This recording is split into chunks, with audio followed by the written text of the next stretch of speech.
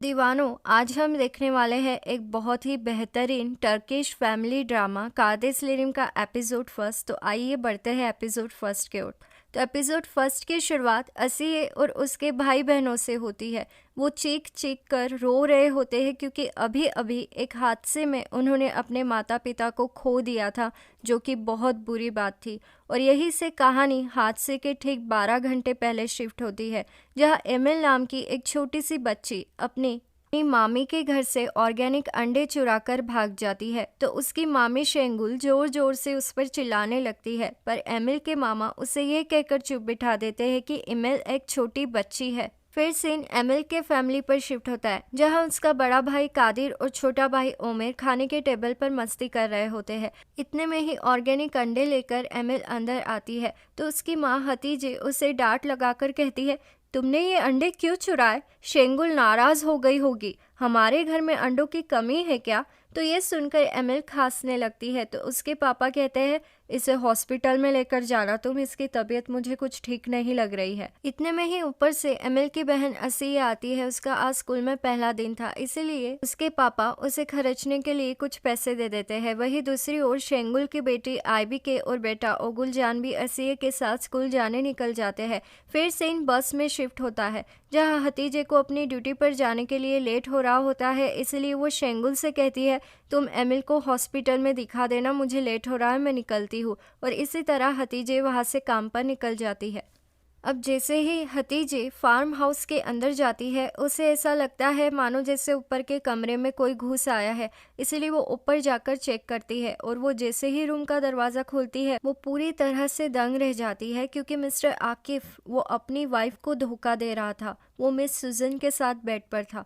फिर आकिफ और सुजन भी अपनी मेड हतीजे को देखकर डर जाते हैं। ये सब देखकर अनदेखा करते हुए हतीजे नीचे भागकर आती है, तो सुजन भी उसके पीछे पीछे नीचे आती है और उसके आगे भीख मांगते हुए कहती है, प्लीज़ मेरे पति को मत बताना, वरना वो मुझे तलाक दे देगा। तो हतीजे कहती है, आप क्या बोल रही है? मैंने तो कुछ देखा ही नहीं, मेरे बच्चों की कसम मैं किसी को कुछ नहीं बताऊंगी। ऐसा कहकर हतीजे वहाँ से भाग जाती है। तो आकिफ भागते हुए नीचे आता है और कहता है, कहाँ है हतीजे? उसे ज़रूर मेरी पत्नी निबाहत ने भेजा होगा। वो जाकर तुम्हारे पति और मेरी पत्नी को सब सच्चाई बता देगी और हम बर्बाद हो जाएंगे। सुजन, मरने के लिए तैयार हो जाओ। तो ये सुनकर सुजन कहती है, उसने प्रॉमिस किया है वो किसी को कुछ नहीं कहेगी। तो आकिफ कहता है, एक मेड के बातों पर तुम यकीन कैसे कर सकती हो? मैं जा रहा हूँ उसे ढूंढने, तुम भी यहाँ से निकलो। ऐसा कहकर आकिफ वहाँ से हतीजे को ढूंढने निकल जाता है। फिर सीन हतीजे पर शिफ्ट होता है। वो बस स्टैंड पहुंचकर अपने पति वैली से जो कुछ भी हुआ है वो सब कह देती है, और बताती है कि अब शायद वो लोग उसे काम पर से निकाल देंगे।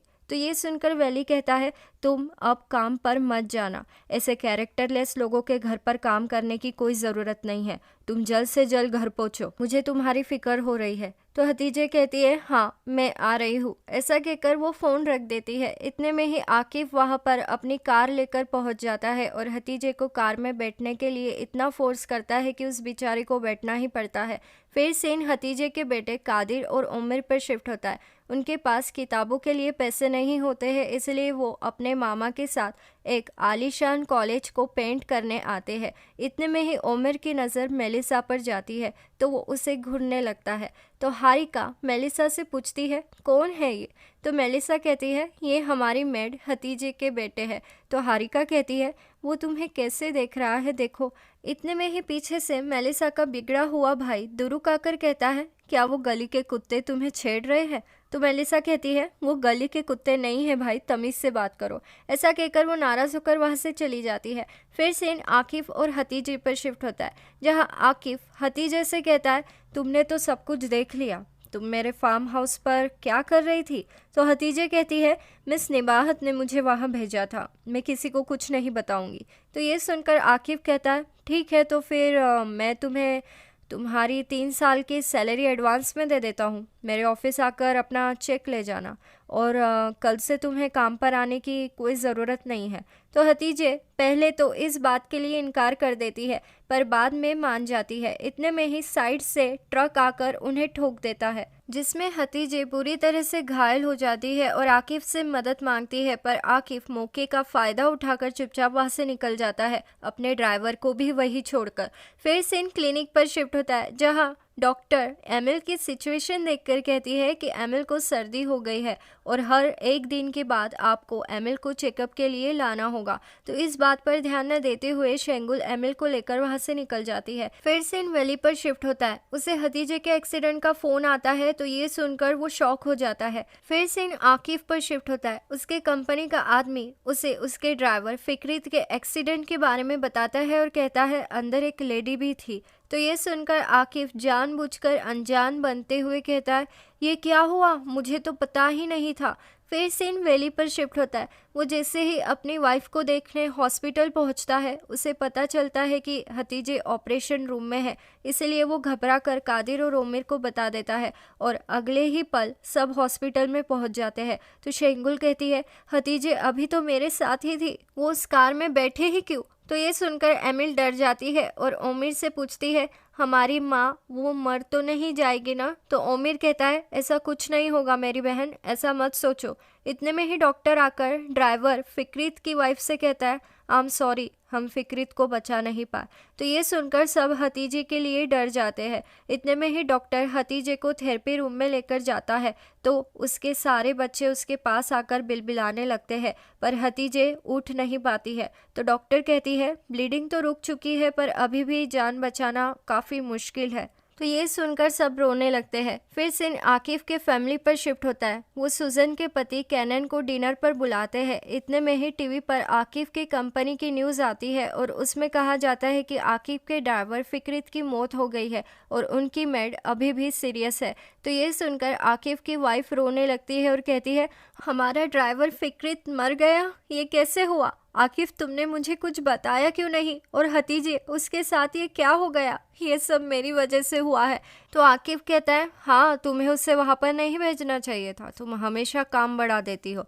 फिर सीन हॉस्पिटल में शिफ्ट होता है, जहां आकिफ का आदमी वेली को एक्सीडेंट के बदले पैसे की ऑफर देता है। तो वेली उससे पूछता है मेरी पत्नी आखिर उस आकिफ के गाड़ी में कर क्या रही थी, ये एक्सीडेंट कैसे हुआ? तो वो आदमी बिना कोई जवाब दिए वहाँ से चला जाता है। फिर सीन सुजन पर शिफ्ट होता है, वो आकिफ से अकेले में बात करते हुए कहती है उस गरीब का एक्सीडेंट हो गया और तुम्हारे चेहरे पर दुख तक नहीं है। आकिफ कैसे इंसान हो तुम? इतने में ही वहाँ निबहत आ जाती है, इसलिए सुजन वहाँ से चली जाती है। फिर सीन हॉस्पिटल में शिफ्ट होता है, जहाँ डॉक्टर आकर कहता है हतीजे की कंडीशन अब स्टेबल है, इसीलिए वेली कादिर को छोड़कर सबको घर भेज देता है। पर वेली के दिमाग में बार बार एक बात घूम रही होती है, आखिर हतीजे कार में बैठी क्यों? इसलिए वो सुबह साइट पर आकिफ से अकेले ही मिलने चला जाता है। फिर सीन आकिफ पर शिफ्ट होता है, वो कंस्ट्रक्शन साइट पर वेली को देखकर चौंक जाता है और कहता है कैसे हो तुम? तुम्हारी पत्नी कैसी है? मैंने मेरे आदमी को हॉस्पिटल में भेजा था पैसे लेकर, पर तुमने मना कर दिया। तो वेली कहता है मुझे तुम्हारे पैसे नहीं चाहिए, मुझे बस ये जानना है कि मेरी पत्नी तुम्हारी कार में पहुंची कैसे। वो तो बस में आ रही थी और उसने मुझे सब कुछ बता दिया। तो आकिफ कहता है क्या बता दिया? तो वेली कहता है उसने तुम्हें सुजन के साथ उन हालातों में देख लिया था। तो आकिफ कहता है ये क्या बकवास कर रहे हो तुम? सुजन मेरे पार्टनर की वाइफ है, मेरे उससे कोई ताल्लुकात नहीं है। तुम्हारी पत्नी झूठ बोल रही थी, उससे मेरा ड्राइवर फिक्रीत रास्ते में मिला था, इसलिए वो कार में बैठ गई। शायद उन दोनों के बीच कुछ हो सकता है। तो ये सुनकर वेली आकिफ को गालियां देने लगता है और उस पर चढ़ जाता है। तो आकिफ झट से अपनी गन निकालकर वेली पर तान देता है और कहता है तुम्हारी औकात क्या है 2 कौड़ी के मजदूर? तेरी बीवी ने मुझे देख लिया था, इसलिए उसे समझाने के लिए उस नौकरानी को मैंने अपनी कार में बैठाया था और इतने में ही गाड़ी ने हमला कर दिया। मैं लकी था, इसलिए मैं वहां से निकल गया। तो ये सुनकर वेली फिर से आकिफ पर चढ़ जाता है, इसलिए आकिफ उसे ढकलते हुए बिल्डिंग पर से धक्का दे देता है। और अब जैसे ही वेली नीचे गिरता है, शेगुल का भाई इस्मित उसके पास भागते हुए आता है और आकिफ भी वहां आकर नाटक करने लगता है ये कैसे हो गया, ये आदमी कैसे गिर गया, इसकी पल्स चेक करो। पर पल्स रुक जाती है, इसीलिए इस्मित डर जाता है कि वो बच्चों को क्या जवाब देगा। फिर सीन हॉस्पिटल में शिफ्ट होता है जहाँ सारे बच्चे अपने पापा के आने का इंतजार कर रहे होते हैं। इतने में ही इस्मित का फोन आता है। वो ओरहान को फोन करके बताता है कि वैली की कंस्ट्रक्शन साइट पर से गिरकर मौत हो गई है। तो ये सुनकर ओरहान बिखर जाता है और जोर जोर से बिलख कर कहता है, वो हमें छोड़कर कैसे जा सकता है, मेरा भाई कैसे मर सकता है। तो ये सुनकर कादिर कहता है, क्या हुआ पापा को? तो ओरहान कहता है, वो कंस्ट्रक्शन साइट पर से गिरकर मर गया। तो ये सुनकर वो सब जोर जोर से चिल्लाकर रोने लगते हैं, पर असिए को अजीब लगने लगता है, इसलिए वो अपनी माँ को देखने चली जाती है और वहाँ जाकर कहती है, मम्मी उठो, मम्मी वो लोग बोल रहे हैं कि पापा मर गए। तो ये सुनते ही असिए की माँ भी अपना शरीर छोड़कर चली जाती है। इसलिए असिए झट से सबको बुलाकर लाती है और वो बच्चे बेबस होकर अपनी माँ को बस देखते रहते हैं। सब बहुत रोते हैं, पर हतीजे वो वापस नहीं आती है, इसीलिए सब टूटकर बिखर जाते हैं। छोटी सी इमेल अपनी माँ को जगाने की बहुत कोशिश करती है, पर उसकी माँ आंखें नहीं खोलती है। वहीं दूसरी ओर सारे वर्कर्स आकिफ पर चढ़ जाते हैं ये कहकर कि तुमने वैली का इंश्योरेंस क्यों नहीं निकाला, वो कंपनी का वर्कर था। पर आकिफ उन सबको डराकर उनके मुंह बंद कर देता है। फिर से असिए पर शिफ्ट होता है। वो अपने माँ के शरीर को नहलाती है तो उसे बार बार पिछली बातें याद आती है कि कैसे उसकी माँ उसे नहलाया करती थी और वो रोने लगती है। वहीं दूसरी ओर ओमिर और कादिर भी अपने पापा के शरीर को नहलाते हैं और बहुत रोते हैं। फिर सुबह हो जाती है और अब समय हो गया था हतीजे और वैली को आखिरी अलविदा देने का, इसीलिए सब जमा हो जाते हैं और वहाँ नेबाहत, सुजन और मेलिसा भी आती है। तो मेलिसा को वहाँ देखकर ओमिर को अच्छा लगता है, पर इन सब से उनका दुख कम नहीं होता है। फिर से इन सुजन पर शिफ्ट होता है। वो आकिफ से मिलने जाती है और हतीजे के साथ जो कुछ भी हुआ उसके लिए खुद को जिम्मेदार मानते हुए वो आकिफ को बच्चों की मदद करने के लिए कहती है, पर आकिफ मना कर देता है, इसीलिए वो आकिफ से ब्रेकअप करके वहाँ से चली जाती है। फिर सीन वैली के भाइयों और हतीजे की बहन निहाल पर शिफ्ट होता है, जहां निहाल पैसे वाली होने के बावजूद भी चारों बच्चों की परवरिश के लिए पैसे देने के लिए मना कर देती है। इसीलिए शेंगुल उस पर चढ़ जाती है। तो वो कहती है, मैं ईमेल को लेकर चली जाती हूँ। तो ये बात कादिर सुन लेता है और कहता है, कोई मेरी बहन को हाथ नहीं लगाएगा, मैं खुद अपने भाई बहनों की परवरिश करूँगा। आपके फ्लाइट का टाइम हो रहा है, इसलिए आप चली जाइए। तो ये सुनकर निहाल वहाँ से बेशर्मों की तरह चली जाती है। फिर सीन कादिर पर शिफ्ट होता है। वो अपने भाई बहनों को खाना खिलाते हुए कहता है, आज से मैं ही तुम्हारी माँ और बाबा हूँ, इसलिए मेरे बच्चों खाना खा लो। तो एमिल कहती है, मम्मी के हाथ का खाना अभी भी फ्रिज में पड़ा हुआ है, क्या हम वो खा सकते हैं? तो ये सुनकर असिया और ओमिर को रोना आ जाता है।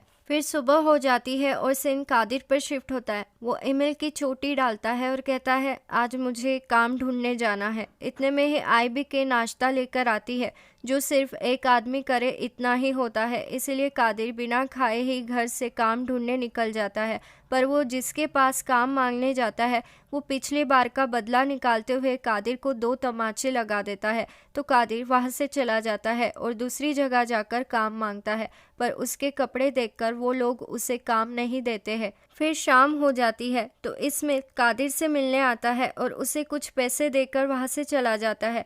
पर इतने में ही मकान मालिक आकर कादिर से कहता है, तुम्हारे पिता ने 3 महीने से भाड़ा नहीं दिया था, इसलिए मेरा घर खाली कर दो। तो ये सुनकर कादिर इस्मित के दिए हुए पैसे अपने मकान मालिक को दे देता है, पर वो सिर्फ 1 महीने के पैसे थे, इसीलिए वो घर का टीवी और बाकी सामान भी घर मालिक को दे देता है। पर घर मालिक इतना लालची होता है कि वो सब कुछ लेकर भी मानता नहीं है और उन्हें सुबह तक घर खाली करना पड़ता है।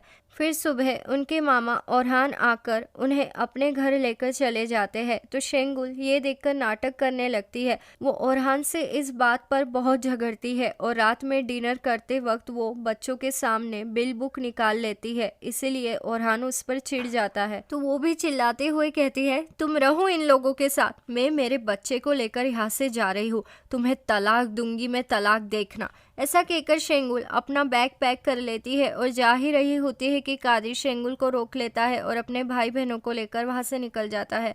तो उसके मामा उसके पीछे भागते हुए आते हैं और उसे कहते हैं, कादिर कादिर रुको, तुम इतने रात में बच्चों को लेकर कहाँ जा रहे हो?